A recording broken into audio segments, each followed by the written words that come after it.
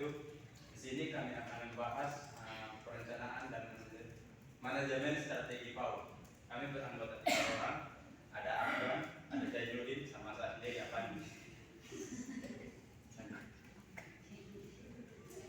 Slide pertama akan dijelaskan oleh Jainuddin.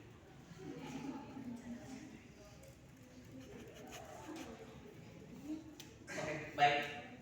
Sesuai dengan judul kami tadi, membahas perencanaan dan manajemen strategi.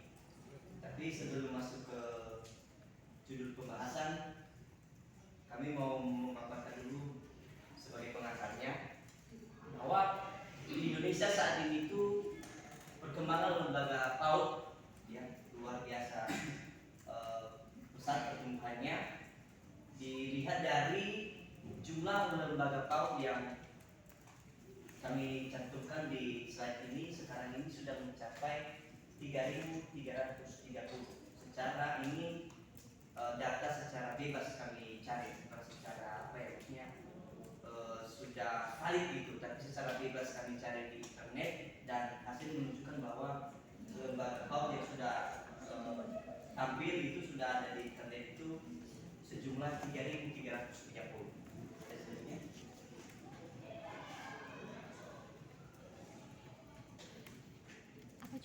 Nah, menurut Bratasari, ya, pendidikan anak usia dini atau PAUD itu merupakan organisasi yang bergerak dalam dunia pendidikan anak usia dini. Jadi PAUD itu merupakan pendidikan yang menyoroti atau bergerak dalam dunia pendidikan anak usia dini, bukan orang dewasa ya. Ia harus dikelola dengan baik dan terorganisasi. Ya, maksudnya itu harus di manajemen, dikelola dan diatur secara maksimal. Mengapa? Ya karena PAUD sebagai wadah pembelajaran yang berfokus pada anak yang memiliki masa golden age. Ya, masa golden age itu mungkin tidak asing lagi bagi kita ya teman-teman, bahwa masa golden age itu adalah masa keemasan bagi seorang anak usia dini. Mengapa masa keemasan itu dikatakan masa keemasan? Karena kalau secara yang kami mengerti bahwa masa keemasan itu tidak terulang. Jadi masa di mana anak itu dibentuk dengan kepolosan, memiliki kepolosan. Jadi hal itu nanti tidak akan terulang lagi. Jadi kesempatan baginya untuk mendapatkan stimulus pengembangannya. Dikatakan memiliki rentang waktu hanya sebentar, jadi tidak lama. Anak usia dini kan umurnya 0 sampai 6 tahun. Dan ada juga yang mengatakan bahwa 0 sampai 8 tahun. Tapi kita lebih menyoroti 0 sampai 6 tahun. Nah, dan harus serius dalam melakukan pelaksanaan sistem pembelajaran. Mengapa? Tujuannya supaya sesuai dengan arah dan tujuan pendidikan anak usia dini. Jadi semestinya pembelajaran pendidikan anak usia dini itu dibentuk supaya anak usia dini itu diberi stimulus, dilatih gitu supaya diberikan berbagai pendidikan supaya dia memiliki kesadaran gitu. Nah, tetapi realitanya kami temukan di lapangan, salah satu yang kami paparkan nanti kepada teman-teman slide selanjutnya kan. Nah, muncul hasil penelitian yang dilakukan oleh Hasis dan Raksa tahun 2022. Mereka menemukan bahwa di Kota Palopo lembaga PAUD itu banyak di antara lembaga PAUD yang hanya mencari keuntungan. Jadi mereka itu sesuai dengan apa yang dipaparkannya, mereka membuat lembaga PAUD, membentuk lembaga PAUD tujuannya untuk mencari keuntungan dengan cara membuat perencanaan program, kemudian disusun sedemikian rupa untuk diberikan kepada pimpinan atas atau biasanya begitu sekolah kan, supaya dilihat perkembangannya begini. Tujuannya apa? Mencari dana gitu. Kalau cari nanti dibagi-bagi. Palingan nanti kalau udah sampai di sekolah itu kalau 10% ya setidaknya 3% lah masuk di sesuai dengan benar-benar, tapi selebihnya ya kemana-mana gitu. Nah, Kedua, minimnya pemahaman orang tua tentang prinsip pembelajaran anak usia dini, yang mereka hanya melihat bahwa mereka melihat merek. Jadi di kampung itu, di kota Palopo yang kami ambil dari jurnal Asis dan Raksa, orang tua itu kurang antusias gitu.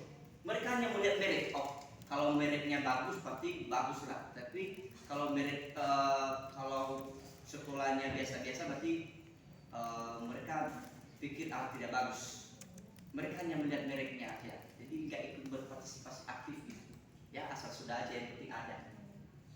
Kemudian rendahnya kemampuan teknologi yang dimiliki oleh KUPAU. Oh, ternyata di kota Palopo lembaga-lembaga atau gurunya di lembaga PAUD masih memiliki kemampuan yang rendah tentang teknologi, kemajuan mengikuti perkembangan teknologi. Strategi, karena manajemen dan strategi adalah hal yang mutlak diterapkan dalam penyelenggaraan PAUD karena memiliki dua arti penting. Yang pertama itu sebagai pijakan atau titik awal dari keseluruhan proses manajemen. Jadi ketika sudah ada perencanaan dibuat, dikelola, ditata, maka itu menjadi pijakan awal, titik awal dalam menunjang melakukan proses pendidikan. Kemudian berfungsi mengarahkan segenap aktivitas dalam organisasi. Jadi ketika sudah ada rencana, ketika sudah ada manajemen, maka itu menjadi tolak ukur, itu menjadi landasan untuk melakukan proses pembelajaran. Misalkan kita susun jadwal, nah itu yang kita lakukan gitu, terjadwal. Tetapi ketika tidak ada perencanaan, ketika tidak ada manajemen, maka apa yang dilakukan gitu? Nah makanya penting itu perencanaan dan manajemen strategi.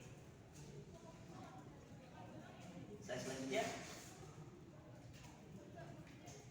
Baik, selanjutnya saya serahkan kepada moderator. Baik, kita sekarang masuk dalam pembahasan perencanaan manajemen dan strategi PAUD.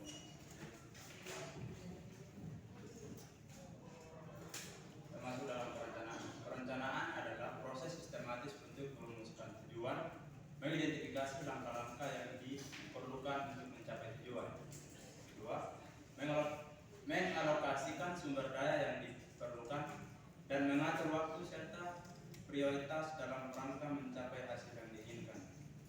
Dalam berbagai konteks, perencanaan dapat merujuk pada upaya untuk merencanakan kegiatan, proyek, strategi, atau tujuan dalam berbagai bidang seperti bisnis, pendidikan, pemerintahan, dan kehidupan sehari-hari. Menurut para ahli, George R. Terry adalah seorang ahli manajemen yang mendefinisikan perencanaan sebagai proses menentukan sebelumnya tindakan yang akan dilakukan untuk mencapai tujuan yang diinginkan. Menurut John Dewey, seorang filsafat pendidikan, menganggap perencanaan sebagai pengembangan kemampuan individu dalam mengantisipasi akibat-akibat yang mungkin terjadi sebagai akibat dari tindakan-tindakan yang berbeda dan memilih tindakan yang diinginkan. Menurut Ernest J. Story, mendefinisikan perencanaan pendidikan sebagai proses pemilihan dan pengaturan pengalaman belajar sehingga tujuan-tujuan belajar tertentu dapat dicapai lebih efisien dan efektif. Termasuk dalam fungsi perencanaan. Di sini ada 4 fungsi perencanaan. Yang pertama, mengidentifikasi kebutuhan anak. Proses perencanaan ini membantu mengidentifikasi kebutuhan anak dan karakteristik individu anak-anak. Hal ini memungkinkan pendidik untuk mengembangkan rencana pembelajaran yang sesuai dengan kebutuhan perkembangan setiap anak. Yang kedua, mengembangkan kurikulum. Perencanaan pendidikan PAUD membantu dalam mengembangkan kurikulum yang sesuai dengan tahap perkembangan usia dini. Kurikulum ini mencakup aktivitas dan materi pembelajaran yang mendukung pengembangan holistik anak. Yang ketiga, mengatur pengalaman pembelajaran. Perencanaan pendidikan PAUD melibatkan merancang pengalaman belajar yang kaya dan bermakna. Ini termasuk aktivitas bermain, seni, musik, gerak, dan interaksi sosial yang mendukung perkembangan anak. Keempat, mengukur belum. Nggak sabar. Mengukur dan menilai kemampuan anak. Proses perencanaan membantu dalam menetapkan indikator perkembangan yang akan diukur dan dinilai. Ini membantu pendidik dan orang tua memantau kemajuan anak serta mendefinisikan area di mana anak memerlukan dukungan lebih lanjut. Oke, sekarang kita masuk dalam langkah-langkah dalam menyusun perencanaan PAUD. Pertama, mengumpulkan informasi dan analisis data.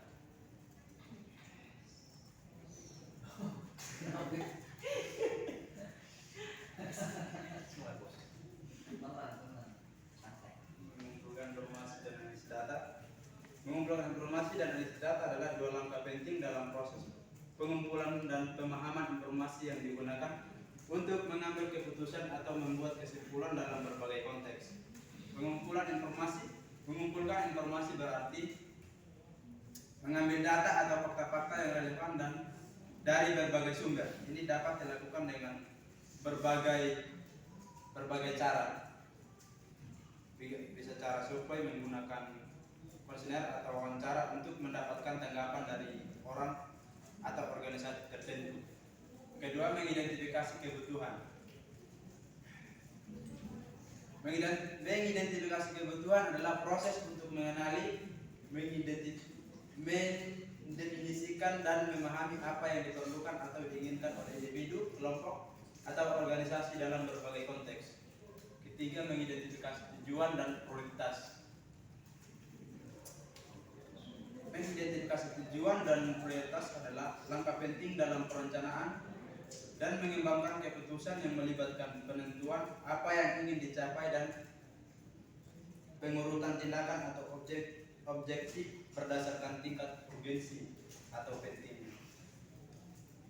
Keempat, mengimplementasi, menilai dan modifikasi. Adalah tiga tahap penting dalam siklus perencanaan dan pengambilan keputusan yang sering digunakan dalam berbagai konteks.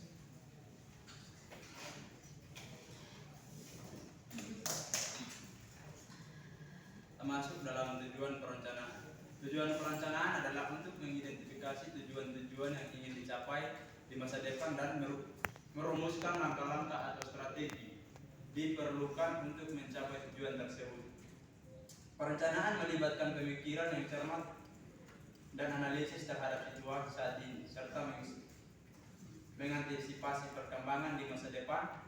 Tujuan perencanaan dapat bervariasi bergantung pada konteksnya, seperti perencanaan bisnis, perencanaan proyek, dan lain sebagainya.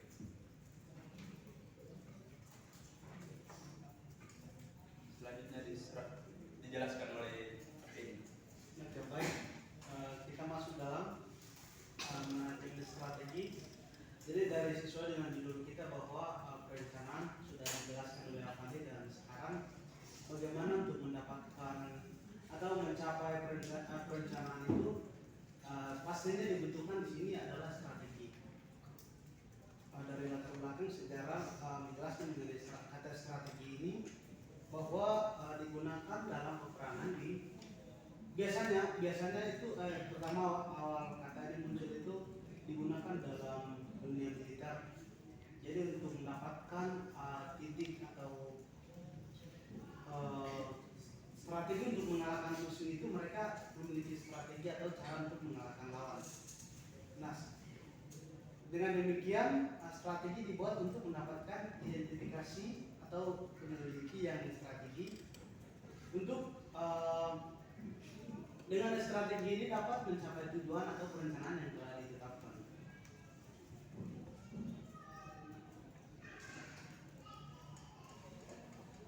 Kemarin kita sudah belajar bahwa kata manajemen itu kan mengatur.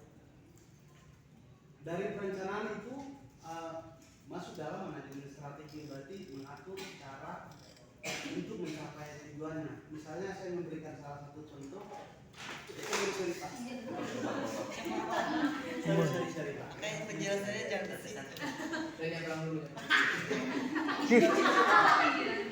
Contohnya gini teman-teman, ini dari perencanaan itu pasti dalam pendidikan itu memiliki banyak perencanaan. Geser ke sana juga lalu itu. Misalnya untuk ini rencananya, jadi dalam perencanaan itu mendapatkan angka 10. Nah, angka untuk mendapatkan angka 10 ini pasti memiliki rencana-rencana. Misalnya 9 tambah 1 kan 10 juga. 10. Dan 8 tambah 2 10 juga. Nah, itulah perencanaan-perencanaan dengan strategi untuk mendapatkan angka ini membutuhkan strategi yang tepat untuk mendapatkan angka 10. Sama hal juga dalam pendidikan ketika tadi sudah jelaskan dari Avandi untuk membuat strategi itu, untuk mencapai strategi itu harus memiliki dari perencanaan yang tadi sudah dijelaskan oleh Avandi itu, untuk mencapainya itu harus memiliki strategi yang tepat dan tepat. Nah, oke ini.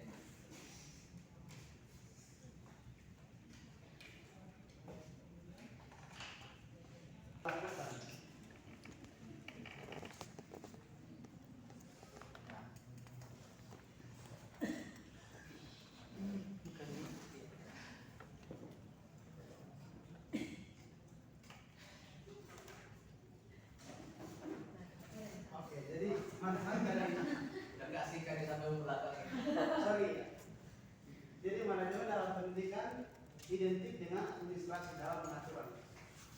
Maka manfaatnya sangat perlu untuk dikelola secara profesional. Jadi manajemen itu sangat dibutuhkan dalam mengatur sebuah organisasi atau bisnis agar dengan pengaturan yang baik bisa mencapaikan hasil yang diinginkan, bahkan lebih. Kolaborasi manajemen strategi di dalam pendidikan PAUD. Nah, itu yang tadi itu kolaborasinya itu dari penjelasan dari perencanaan kurikulum. Untuk mendapatkan itu harus membutuhkan strategi yang tepat. Jadi bisa mencapai apa yang tadi dijelaskan dari perencanaan itu ketika kita menggunakan dengan strategi yang tepat, itu bisa dicapai apa yang sudah direncanakan. Oke, sampai sini dulu. Ini kan strategi ya. Tadi kan sudah bangun perencanaan di sana. Jadi sebuah strategi. Strategi itu apa ya? Ya, kan tadi ada perencanaan di sana. Mencapai lalu strateginya apa?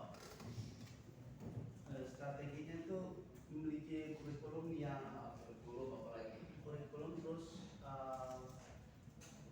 memiliki untuk mencapai, kita membahas dulu untuk mengembangkan PAUD yang berstandar nasional berarti internasional atau nasional, berarti melihat dari data-data yang tadi di pengantar dari dijelaskan itu, untuk mencapainya itu harus memiliki kurikulum yang tepat dan juga memiliki guru-guru yang profesional Oke, lanjut. dan memiliki fasilitas yang memadai yang bisa anak bisa menyiapkan anak itu bisa menyiapkan dengan baik, maksudnya kemampuan dan juga bisa mendapatkan pendidikan atau rancangan itu pendidikan lebih lanjut selanjutnya. Oke, next. Kita masuk dalam kesimpulan. Perencanaan dan manajemen strategi PAUD merupakan suatu kegiatan penataan atau pengelolaan, pengorganisasian, dan pemberdayaan dalam meningkatkan suatu pendidikan PAUD yang sangat berkualifikasi. Yang sangat berkualifikasi berarti yang sangat sudah diakui